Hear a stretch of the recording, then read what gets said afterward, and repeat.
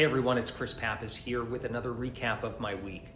As many of you know, President Trump has enacted erratic tariff policy that includes 25% tariffs on Canada and Mexico, our closest trading partners, 50% on steel and aluminum, and 10% across the board tariffs on just about every other country. So I'm hearing about this from hardworking families to small businesses, people in New Hampshire who are worried about high prices at a time where they desperately need relief.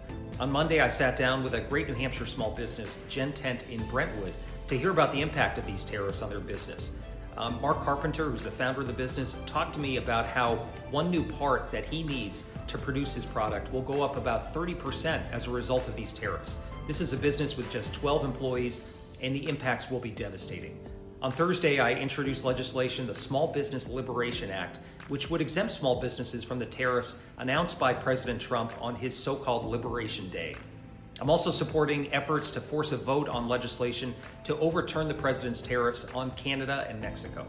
I'll keep working to make sure that we actually lower costs, strengthen our economy, and bolster American manufacturing.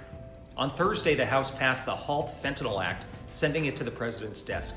This legislation permanently schedules fentanyl analogs and will ensure that law enforcement retains important tools to tackle the opioid crisis and hold traffickers accountable.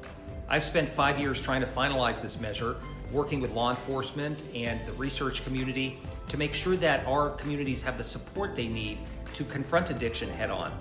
This week, I met with leaders from New Hampshire hospitals to discuss how we can strengthen and bolster the workforce and increase affordability. I met with the food bank, whose leaders shared how proposed cuts to SNAP would cause Granite State families to go hungry. And I met with Lucas Young and his mom Heather from Rochester, who rely on Medicaid. Without it, his parents fear that Lucas would be placed in a residential facility, likely out of state, ripping their family apart and harming Lucas's well-being. I'll continue to fight against these devastating cuts to SNAP, Medicaid, and so much more. So I thank you for listening, and we'll see you soon.